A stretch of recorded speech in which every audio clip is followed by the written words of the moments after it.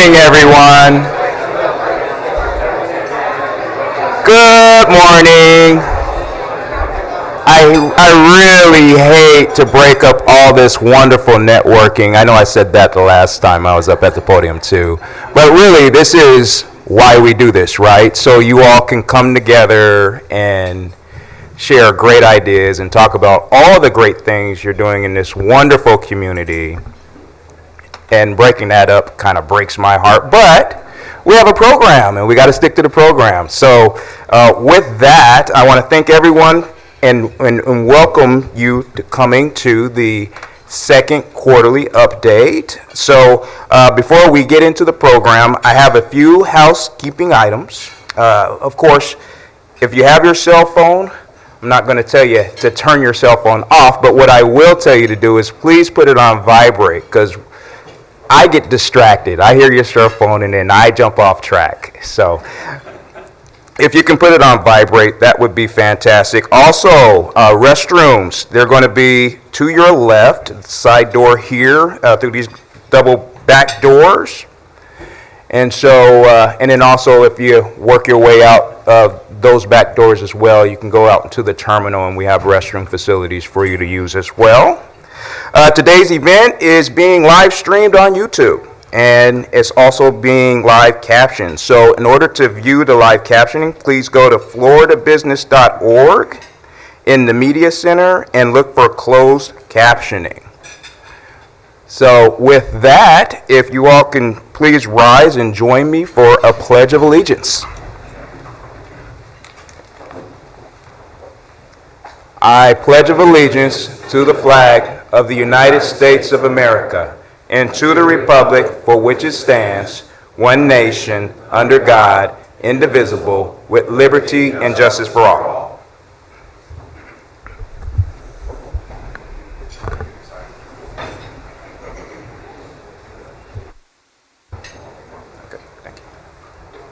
All right, first I'd like to recognize all of the elected officials in the room. So with that, Arnie Andino with Congressman Michael Waltz's office. You just please stand. Yep.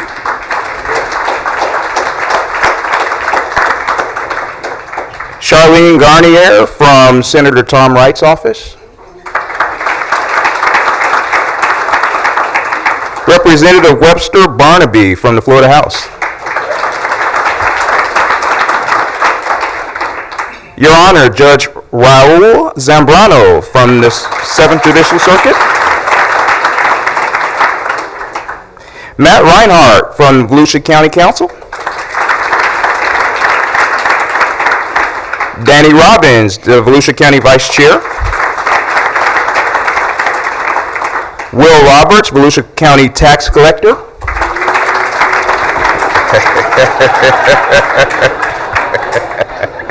I didn't tell him to do that, Will. My good neighbor, Nancy Miller, Daytona Beach Shores Mayor. Debbie Dalbo, Edgewater Council Member. Lisa Stafford, Orange City Council Member. Bill Partington, Ormond Beach Mayor. Lois Paritsky, Ponce Inlet Mayor. And then from Port Orange, Don Burnett.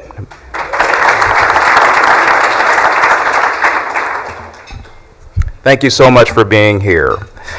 I also want to thank our sponsor, my good friend Dr. Ken Sharples and the CEO Business Alliance. So those of you that don't know, the CEO Business Alliance is a 501c6 non-for-profit organization with the sole mission to stimulate new job creation and capital investment in Volusia County.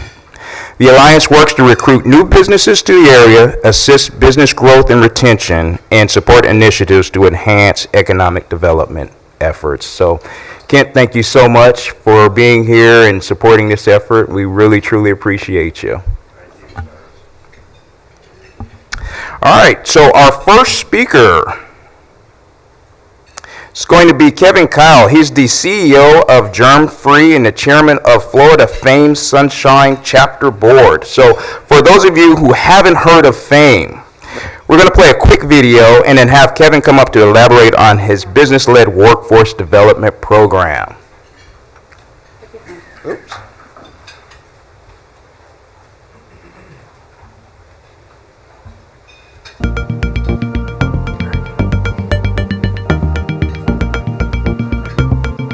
So the FAME program is basically fresh out of high school or a few years after high school, you go into this program where you go to school and work at the same time, half and half each week. And basically you get experience for the 2 years that you're in the program or 4 years, and you also get your associates or bachelor's depending on what type of program you're in.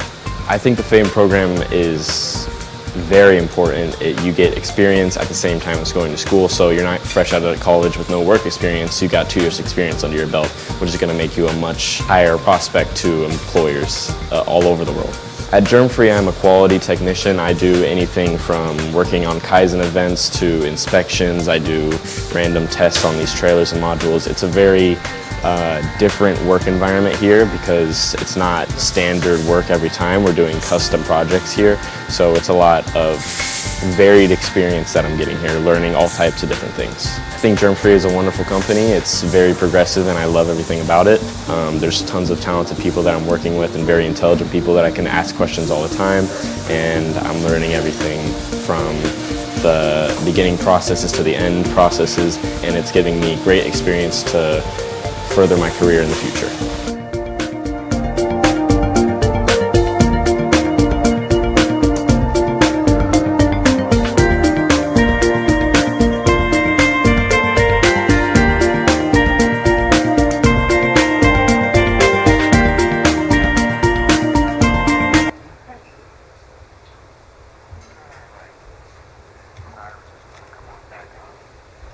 So please join me in welcoming Kevin Kyle.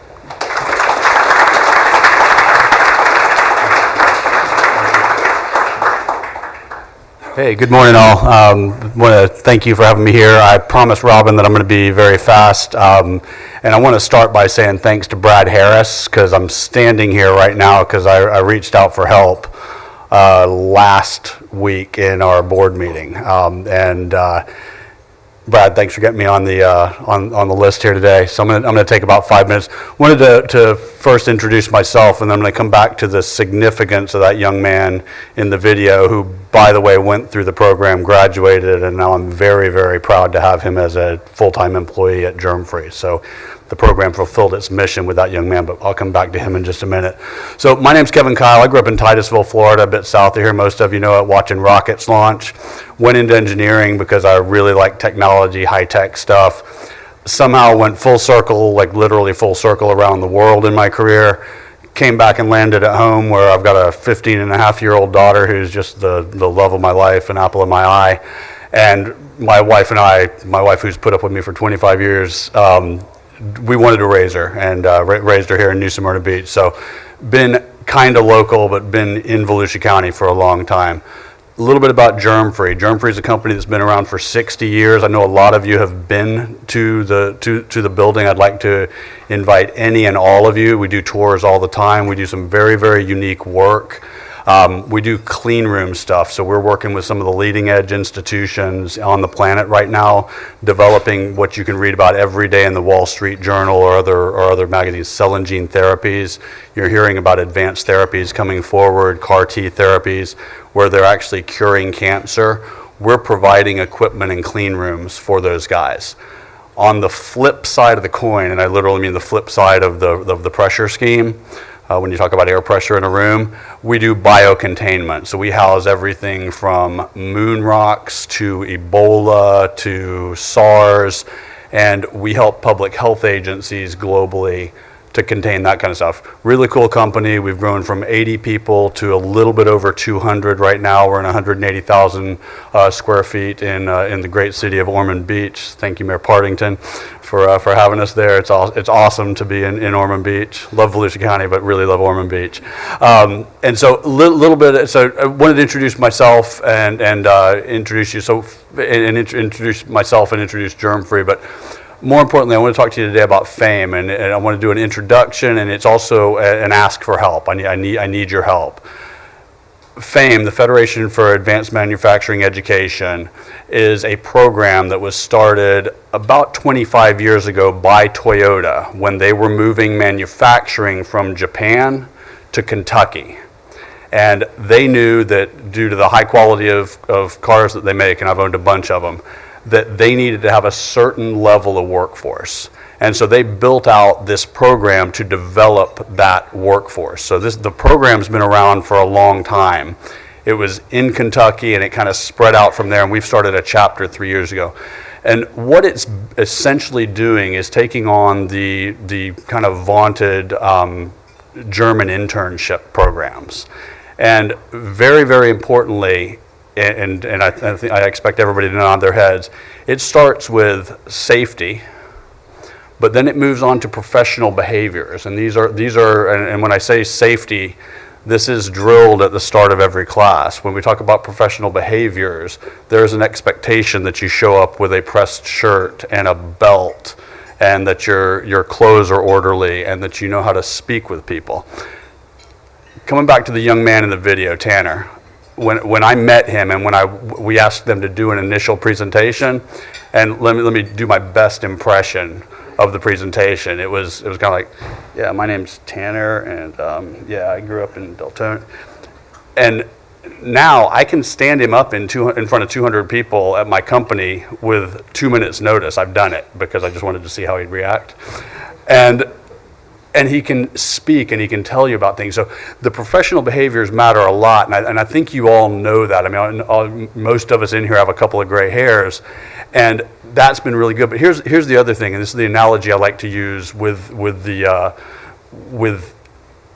just how history has changed us. So when I was a kid, I was born in 1970. When I was a kid, I'm sorry, but cars were just junk, okay? Every 5,000 miles, you needed to change points in condenser, you needed to change the rotor, probably the spark plug wires, had to do an oil change. Now you can buy a Toyota, and if you change the oil every 5,000 to 10,000 miles, you can probably drive it for about 200,000 miles without ever opening the hood, right? I mean, and this is great, by the way, I love that. But there's less people that grow up under a car, less people that grow up under the hood of a car, less people that know how things work. So what FAME's doing is taking these professional behaviors, taking the safety orientation, and taking the most modern lean manufacturing technologies, and it's teaching people how hydraulics work, how analog systems work, how high voltage systems work, and it's giving them real hands-on experience. Now, I want to say, here's how we got to where we are right now today. We wouldn't be here without VMA, and I'm going to specifically call out Jane Pfeiffer. She has just hit the street. She's done the hard work. She's recruited the 99% of the kids into the program. She is just a powerhouse. I love her. I hope you're watching live, Jane. We also had really good industry engagement. So this was started by folks from ABB, B. Braun, Sky, Dougherty Manufacturing. So some of the bigger manufacturers in the area have been founding members and have put in a lot of their time and effort. And again, we're recruiting. We've just recruited our third cohort. We just got our first female student. I'm very proud of that. And we're growing. This next cohort is definitely stepped up. We've all acknowledged that. But we're trying to go to the next level. So that's where I come in here. And just this is the second page in your packet. I'd like to invite you all out to learn a little bit more. And that's going to be next Thursday at the Daytona ATC. We've got press going to be there. We've got, I think it'll be a good event for local officials. I also think it'll be a good event for employers. And I'd really like to invite any employer who is or is not involved to come attend and learn a little bit more about what we're doing with the program. With all of that said, there's going to be a NASCAR driver there, and his name's Garrett Smithley. He's racing on Friday, and it was a really interesting connection that we got, because Garrett is probably the biggest promoter of the program. He's a Kentucky boy, and he had kind of heard about it, and then he realized that his cousin had actually been one of the early people to go through when Toyota brought it. And his cousin's gone on and still works for Toyota and has gone on to this illustrious career and traveled around the world and such. So Garrett's going to show up. The kids are going to be there. We're going to have them not present to you like this. We're going to have them present to you the way that they present there. And I think it'll be a nice educational event. So I'm probably taking too much time, but I really would like to ask for your support and help. I think the program's got legs. The first cohort was super tough to recruit because an unproven program. The second one a little bit easier.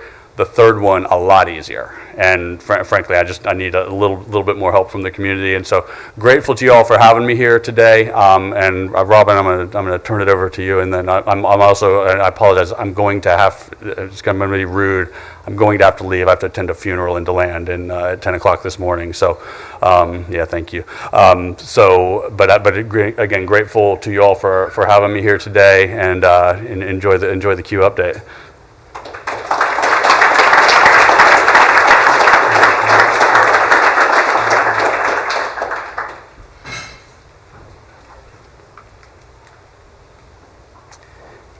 Thank you so much, Kevin.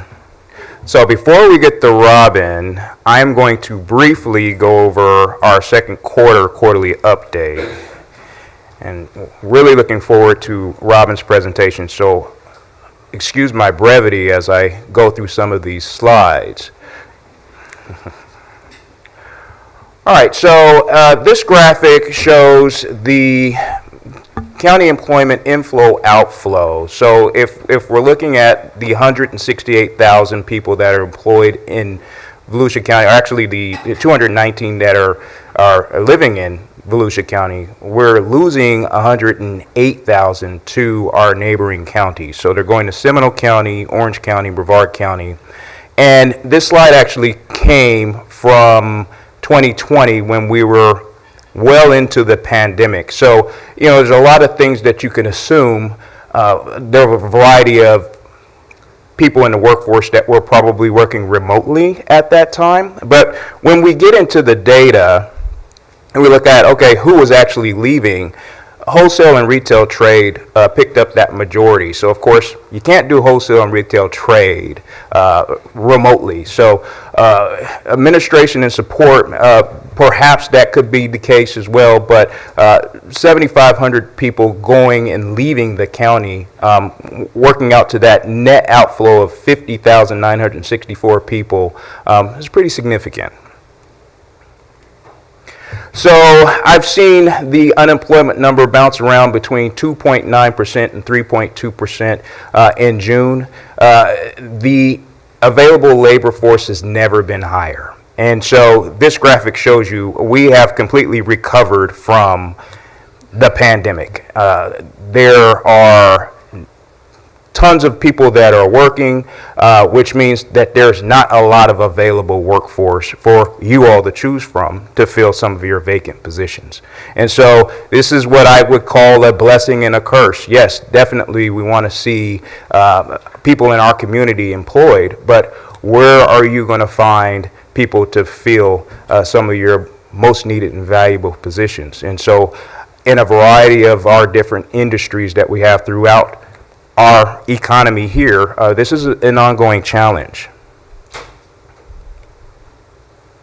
So in looking at major industry in RMSA, education and health services leads the way, and followed by leisure and hospitality. This has been an increase of 9.4% since before the pandemic. So we're looking at 2019 into where we are in 2023, and yes, the labor force is working, it's moving, and we are benefiting significantly in that regard. Once again, looking at the greatest increases, of course, transportation, warehouse, and utility up 49% if we're looking at percentage, but numbers, education and health services from 40,000 in 2019 to 46,000 in 2023. These numbers are doing phenomenal. Looking at residential new construction, about $350 million worth of permits that are out there for the development of communities in our area. And 958 permits is showing us that the housing market or the construction market for housing is doing great. Not so much with the new commercial construction building permits. Of course, relatively consistent with what we've done in the first quarter of this year. 58 permits, just over $112 million of value. But in breaking this down a little bit more, multifamily, you've noticed there's a good bit of apartment complexes going up all throughout the area. That seems to bring up the majority of our new commercial construction. Warehouse, our last Q presentation, Jim Ford spoke about the CareerSource development, the cold storage facility that's just west of the airport here on Williamson Boulevard. That's a $26 million construction project. And of course, leisure and hospitality kind of bringing up the rear there at $1.6 million. So, mentioned before, there's a good deal of unfilled jobs that are out there spread throughout the country. The states that are in red are actually faring the worst. They're anywhere between 70 and 100% of unfilled job openings. Us in Florida, we're about 60%. And because of the fact that we're looking at a 3% unemployment rate, there is some room for us to make up in terms of trying to get people into the right jobs. And then also, this is another trend projected through 2031. People that are 65 and older are remaining in the workforce. But on the flip side, we're having some difficulty. And if you look at the trends from 2001 through 2021 and what's projected out through 2031, we're having some difficulty getting people that are 16 to 24 into the workplace. So there are opportunities that are out there for us to engage that segment of the population. While we still have people that are 65 and older still working, there's a variety of things that are contributing to that as well. So when we were going through the pandemic, we were familiar with the Great Resignation. I don't think that's the case here. I think what our situation is now is people that are in the workforce are leaving their current jobs for other opportunities that may be more lucrative, that may provide additional benefits, may provide opportunities for those to work from home. And so the big challenge, and Robin's going to get into this in a little bit more detail, is how do we retain what we have?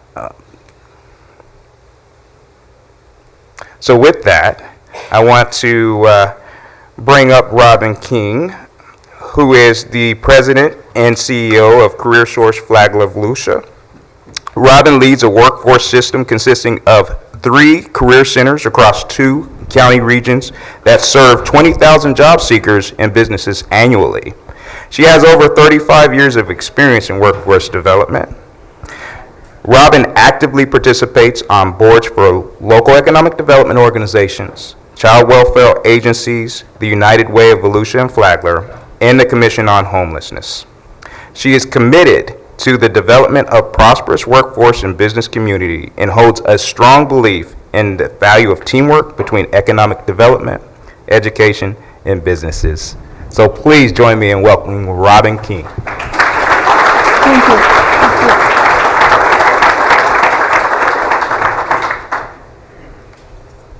Good morning. Okay, so if I have the lapel, it means I can break away. I told Heather, if you make me stand still, I get more nervous. So before I get into my presentation, I would like to introduce some people that I have here with me. So I have board and committee members. Raise your hand or stand up so that, oh come on, I know I've got more than one. I mean, I've got Kent up here, I've got Courtney.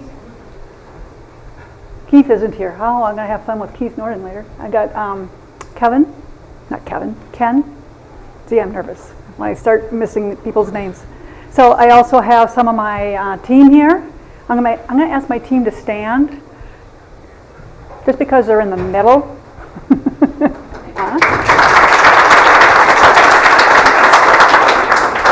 I'd like to say they're here for me, but they're here for the bacon. I know it. Actually, they're a fantastic team. We started getting letter grades. The state grades us now like they do school systems. And we started off with a B+ last September. So, but the last 2 quarters, this team has been #1 in the state. And it wasn't by accident.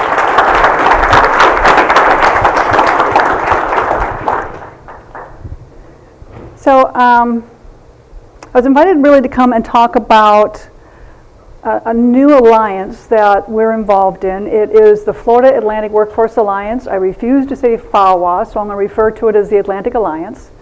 And regionalism and regions are something that we talk about in economic development and workforce development and education. Businesses, they don't care about our boundaries, right? And so we have to work with counties.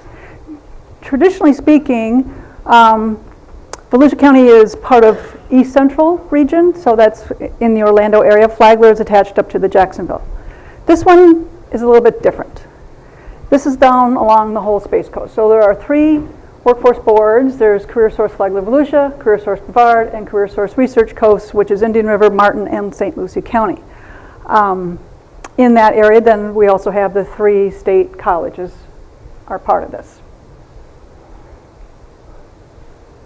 So traditionally, this is the Space Coast. So, pop quiz. When was the first crew sent to the International Space Station, marking the beginning of an uninterrupted human presence on the orbiting laboratory? Anyone know that? How long have we been continuously in space? 1980. So continuously. It's only been since 2000. We started setting people up, but they didn't stay on the space station continuously. So for almost 23 years, we have been in space continuously, which means anyone that's these Gen Zers, so I read they're called Zoomers. As a boomer, I kind of like that one. They don't know a world without that. They don't know JFK's bold challenge to get on the moon by 1970, right? And so the targeted industries that really come along with this alliance then is advanced manufacturing, which includes aerospace and aviation, and then information technology, specifically around cybersecurity.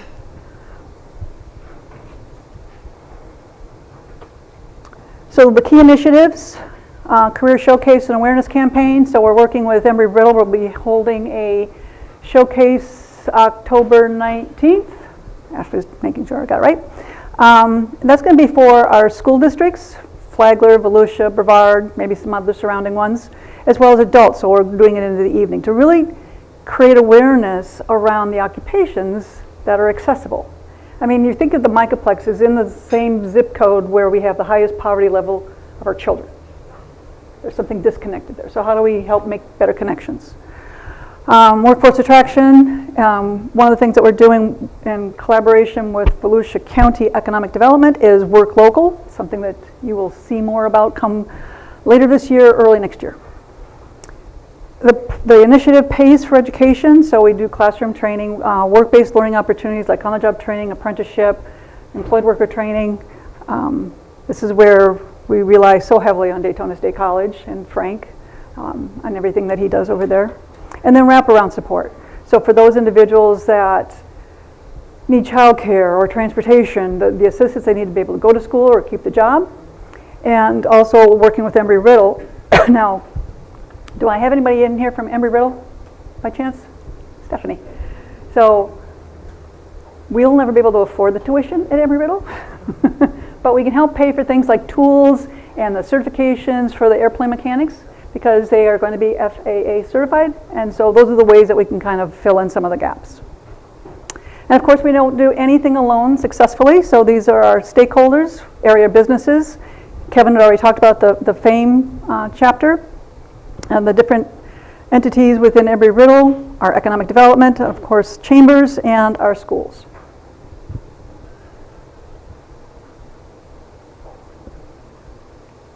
Where shall I point the clicker?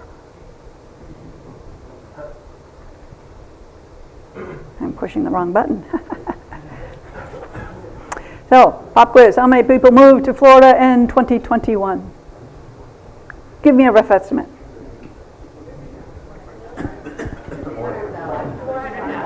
200,000? 400,000. More than 400,000 did I hear?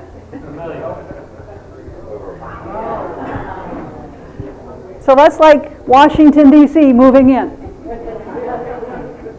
Or Vermont. Or Wyoming. So this is the projected population, past and projected, of the 6 counties. So in the 6 counties, we're looking at, by 2027, to have a little over 2.1 million. About 27% of the region's population is 65 plus, compared to 22 at the state level and 17 at the U.S. population. So we are attracting a bit of an older group. Volusia County specifically, those that are 65 plus is at 24%, which is 4% higher than it was 10 years ago. So I'm sure Margaritaville had something to do with that. Then here's a breakout of the U.S., Florida, and so you see these projections. We're a popular spot, right? And then here is of the 3, so Flagler, Volusia, Research Coast, which are those 3 counties to the south, and then Brevard. So our overall, we have almost 14% growth rate in the 10 years previous, and now we're looking at about 6% in the next 5.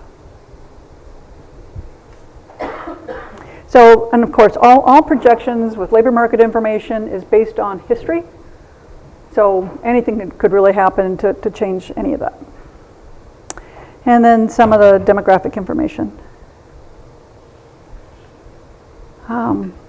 Age.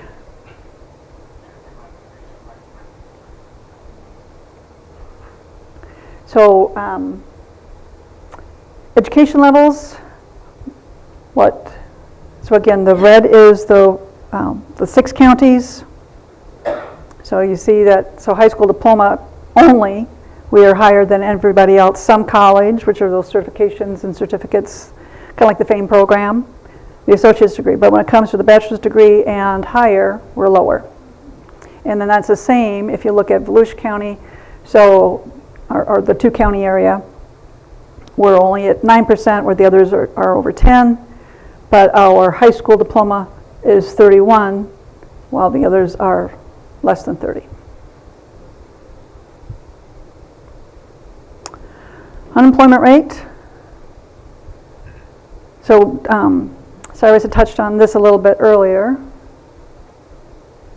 So why in times like today may an increasing unemployment rate be good news? Is Clayton in the room? More available workers. Yes. Where is he? I heard him.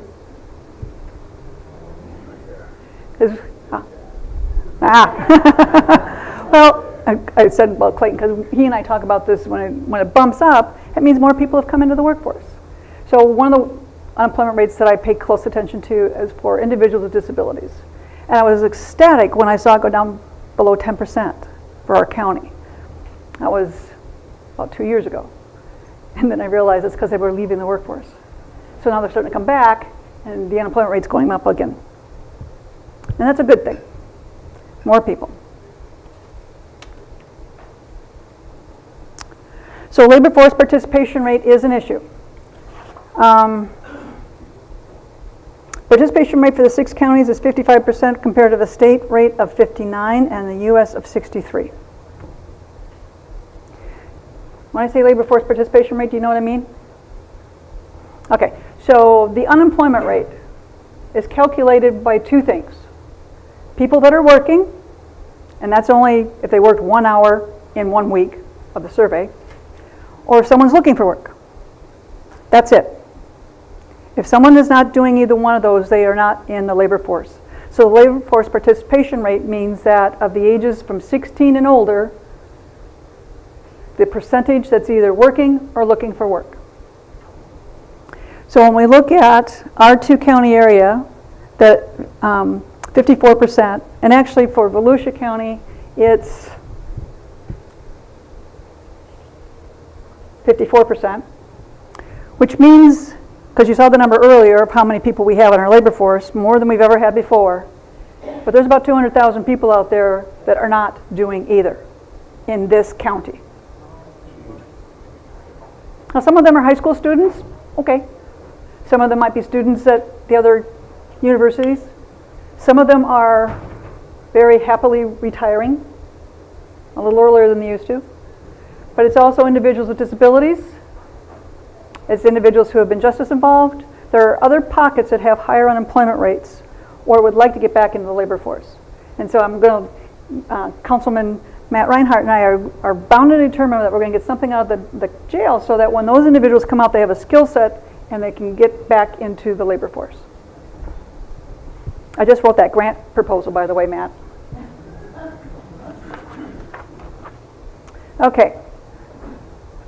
Excuse me. Location quotants.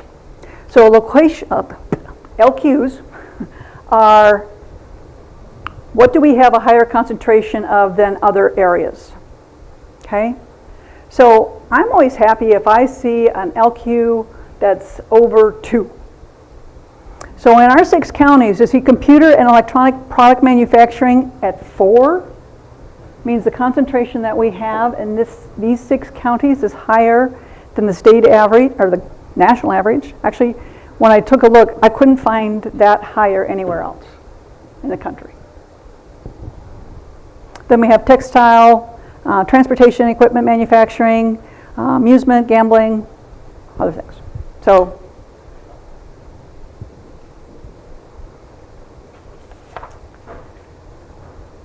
which manufacturing sector employs the most in Volusia and uses 100% in-region purchases? So if I go back to this one and you see like transportation equipment. What's the legacy industry that we have here? So boat building employs over 2,000 people and spends $1.26 million to suppliers that employ another 2,000 in this county. Isn't that cool? That's really cool.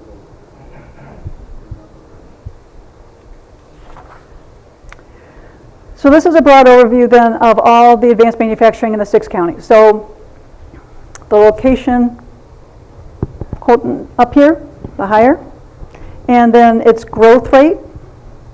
So engineering services, you can see, has really got a high growth rate. Research development. This is the one that's just going off the charts.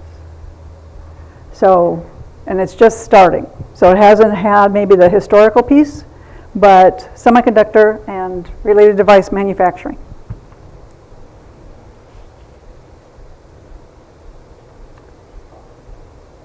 So within the 6 counties, about 40,000 individuals are employed in advanced manufacturing. It's projected to grow faster in the Alliance region than what's projected at the state and national level.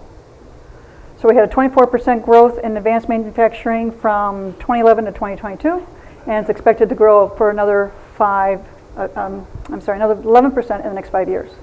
So what Kevin was referring to earlier, shout out to Jane and to Jessica at VMA. If you've not met the biggest cheerleaders this community has for manufacturing, I invite you to do so because they are helping create the awareness that's needed around this particular industry. It's needed because this one of the issues that our advanced manufacturing is facing is their workforce is older than many of the others. And so they need programs like FAME to help introduce. I've actually told Jane years ago, I said we should start calling our manufacturers makers, because kids know what makers are. They don't necessarily know what manufacturing is, or if they've got any older relatives who had done manufacturing, they might have a very misaligned idea of what that is. Brad's over there smiling at me because he's the one who taught me well what manufacturing really is. All right, so then aerospace. Aerospace employs a little over 13,000 in the 6 counties. Past growth rate is at 18% with 11% in the next 5 years. So where advanced manufacturing pays at an average of 97,000, in this batch, 181 businesses pay 133,000. That's the average. So a lot of engineers in this group. So guided missile and space vehicle. Now, 10 years ago, 5 years ago, that wouldn't have been a thing. Commercial space has changed this Space Coast region.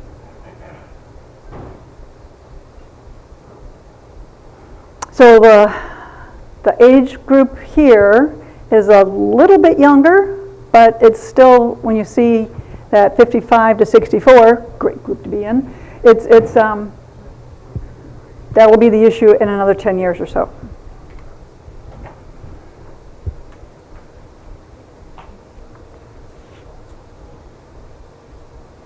Cybersecurity jobs.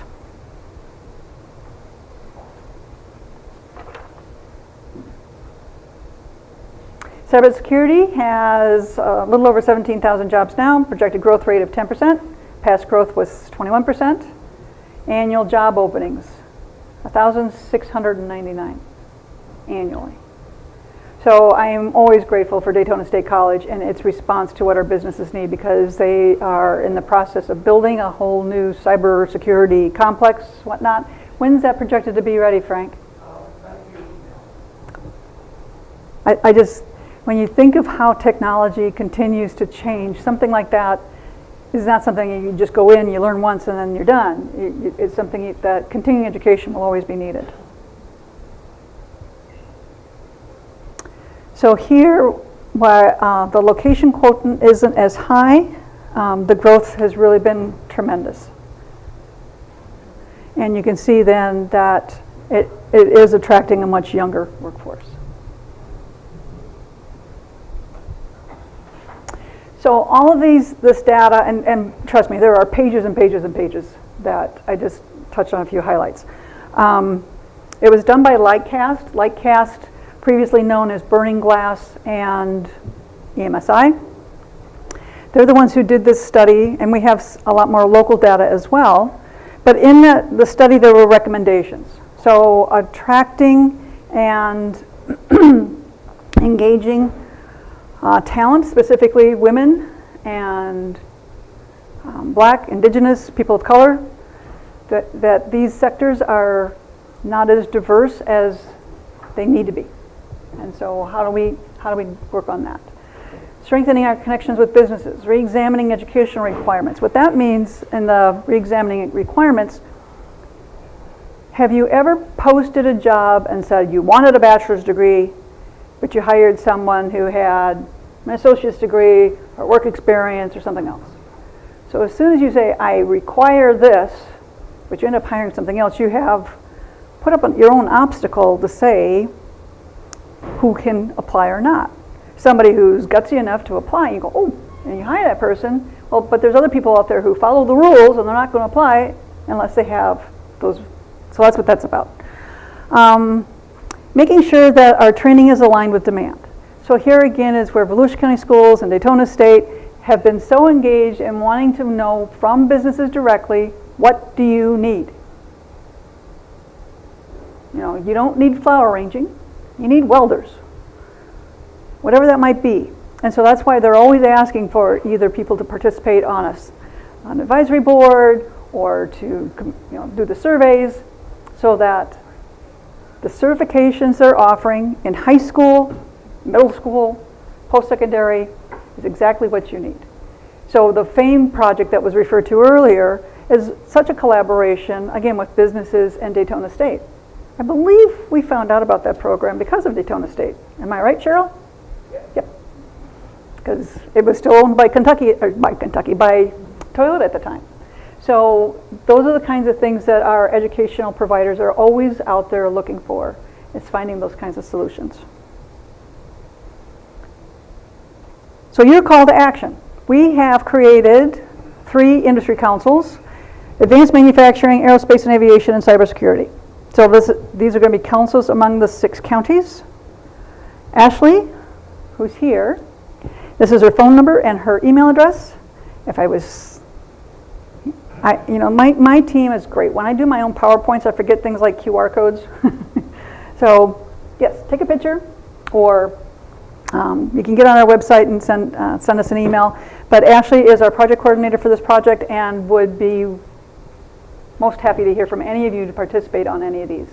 And while those are the 3 industries that we're looking at, I mean, we definitely want education there, we want economic development.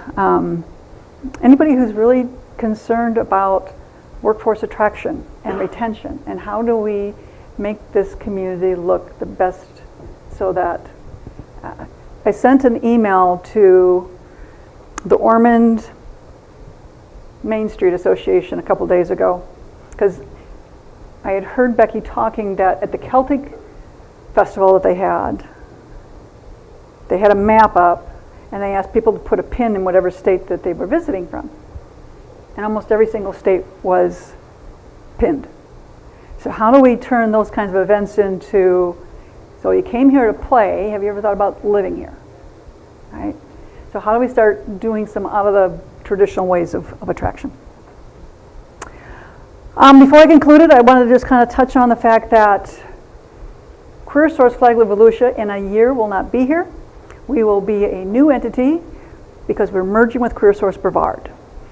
And so one of the things I've learned is Brevard is the longest county in the state. Oh my gosh. It takes me 2 hours to drive on the interstate from north to south. But it is a very rare opportunity that we have to create a board from scratch. Most of us, when we come into this, you inherit whatever. But this is an opportunity for us to really engage our business community to find out what you would like to see in your new local workforce board. Have input on strategic imperatives. What is it that you want the board to focus on? What do you want them to invest in? Do you need a change in service delivery? Whatever that might be. So we will have roundtables probably starting after January of 24 to really kind of see what it is that our business community wants. And we'll do roundtables with our clients or our job seekers as well to get their input. Because this really, as I said, it's a rare opportunity, and I really want to do it right. So we will need input for that. So that concludes my comments. We have time for questions. I tried not to go too fast or too slow. You did fantastic. So before we let Robin go, there are some question cards on the table, and Katrina in the back, she will grab the question cards from you. I know, Bob, you're jumping at the bit. I see you. Is there Katrina? Make sure we get the question cards to Katrina, and then we'll have those questions read out to Robin. Let me ask the question, if there's many questions asked. How many people in Volusia County can't read past the 4th grade level? Does anybody know that figure? 25%. As a board member of yours for 20 years and a board member of Volusia Literacy Council for 35 years, 35 years ago when I joined Volusia Literacy Council, 1 in every 4 people in Volusia County cannot read past the 4th grade level. And today I stand here before you, 1 in every 4 people in Volusia County cannot read past a 4th grade level. That's 125,000 people, no figures up there show that, of great carpenters, great plumbers, great auto mechanics, great air conditioning, and we do nothing to bring them into the workforce.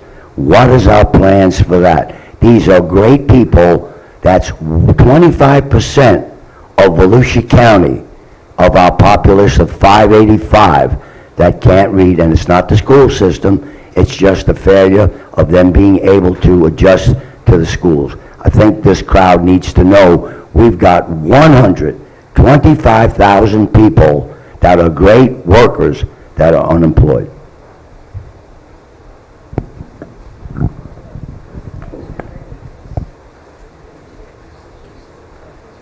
All right, any other questions from the audience? Is the comparison for people who have work experience versus a degree? Are companies going towards work experience versus degree? It depends on the occupation. There are some things that you can do that with. I know that we were hiring in our IT department, and that's really hard to do just with classroom experience.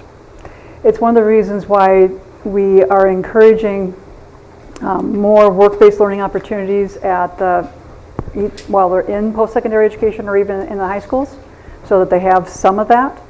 Then there are others. It's really depending upon the occupation and the industry.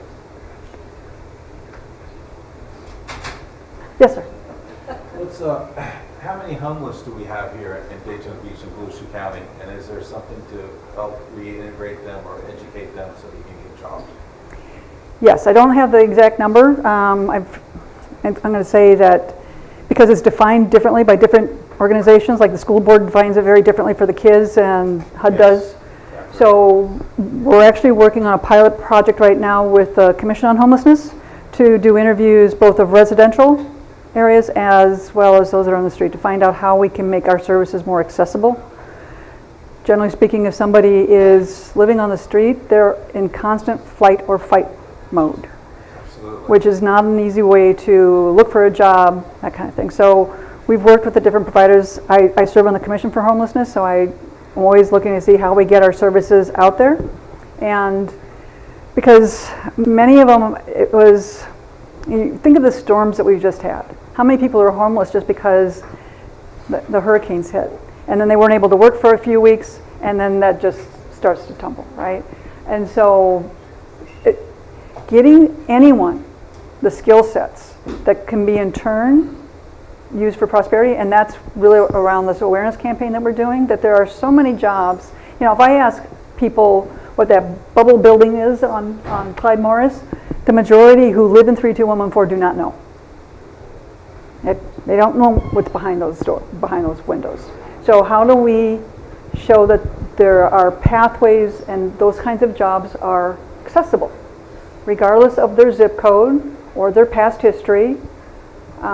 Working very closely with the adult education program at Daytona State College, which is layered manufacturing on top of their adult education now, so that they're not just working on a GED, they're working on a GED as their learning language for the next potential career they might have. I have one here. It says, are the programs for helping businesses still active, and can you share info about it? And I asked Tricia what programs, and she was talking about the skills training programs and the grants. So the two primary things that we have program-wise for businesses is on-the-job training, where we reimburse up to half the wage for a set amount of time, depending on the skill set that that person is gaining. And the other is my favorite, and we call it customized training. It's employed worker training. Especially today when businesses cannot find new people to bring in, how can we help you uplift the skill set of the employees you already have? There is nothing you can do to gain loyalty, to retain your workforce as much as developing your workforce. And that doesn't always have to be about learning a new software or piece of equipment. It could be leadership skills. It could be sending people to the leadership programs at Daytona State, at Daytona Regional Chamber. You know, what are you doing to invest in your only non-depreciating asset? Your staff. Well, those are the two that we have. Yes, we still have those, and don't see any reason they would ever go away. 50% of our people make less than $50,000 per year. Make a lot less. What are we doing about the pay scale? That's a really good question. Next.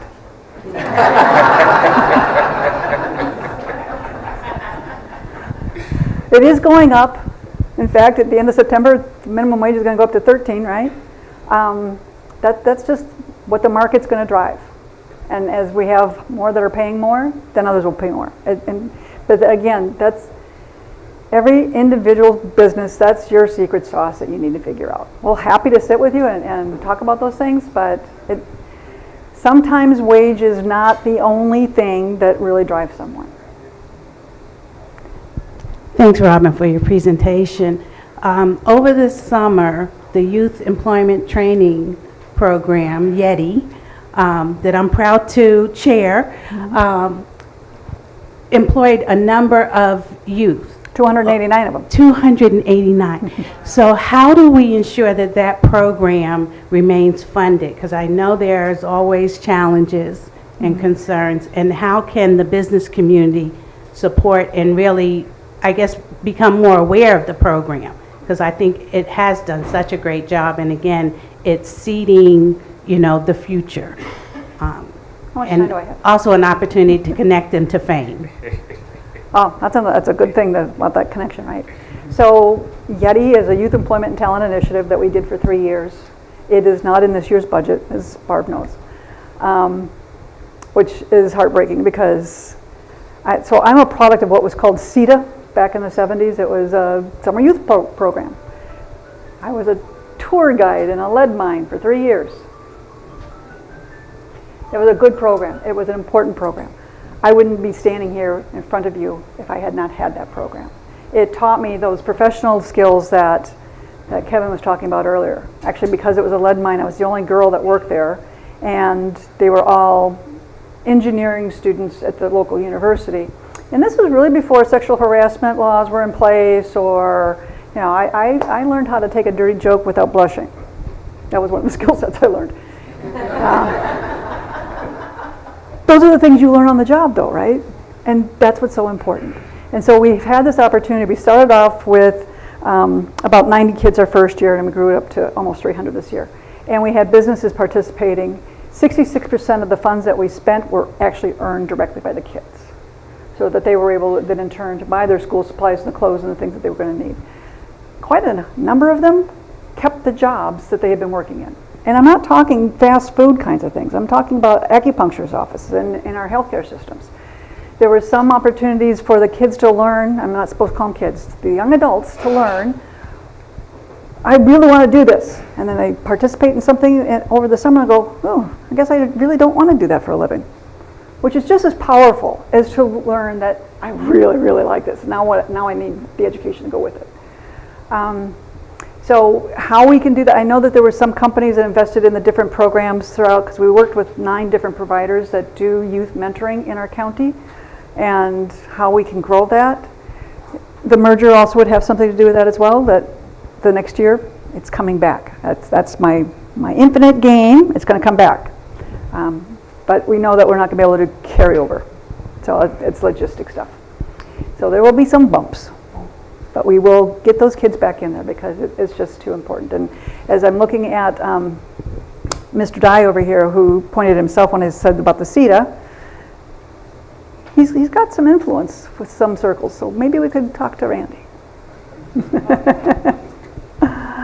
Representative. Good morning, Robin. Good morning. Good morning, everyone. This is a great discussion. I was proud in the last session in Tallahassee to sponsor the bill, thank you, on post-secondary education being substituted for work experience. So in other words, if you do not have a college degree, but you have the work experience, you can now apply for certain jobs, and you can, in fact, be advanced, get advancement in your place of employment simply because of this bill. And I was also proud to have also brought appropriations for the New Horizon prison program that we have here at Tomoka Prisons, where I visited and worked with them. So when the prisoners are getting out, we are making sure they have the work experience to come into the workplace. I want to encourage my friend Barbara Gertman to get with my staff and myself. We're more than happy to work with you in terms of appropriations. I'm extremely proud to have brought $20.5 million back to Volusia County in this past session. And yes, we can make a difference in this room. The suggestions that you'll bring in is for business people to recognize that you can scale up. You understand what I'm saying? You can scale up so your business can grow. Mm-hmm. And when you scale up, you're helping the entire county and the entire region. You are so fabulous of a resource, Robin King. I'm so proud to work with you. And it's a great honor to be here at this very important event this morning. Thank you. Thank you. One more thing. Where are we on time? We're past it. We're past it. But Okay. I'm just going to do a quick plug. Yep. Because the representative reminded me something, and if Trish knew that I had not spoken specifically about apprenticeships, she would shoot me. So when somebody asked about the difference between education and work experience, a hybrid approach you can take is apprenticeships.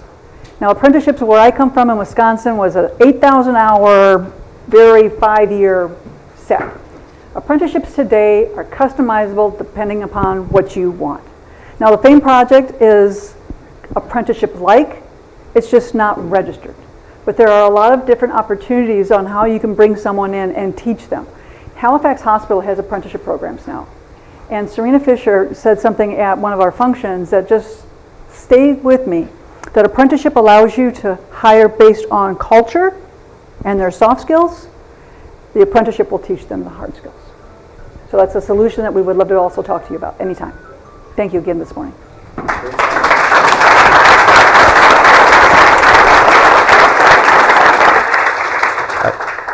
Thank you so much, Robin. Very informative, and we really appreciate you taking time out of your busy schedule to share the information with us.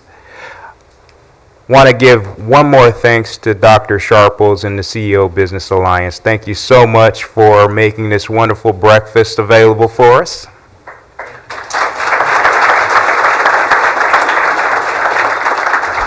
Thank you, everyone, for joining us. One more note. The next Q is going to be November the 17th. Our speaker will be economist Dr. Jerry Parrish, who I am sure will have some great information to share with you all. So we look forward to seeing you then. Have a great weekend.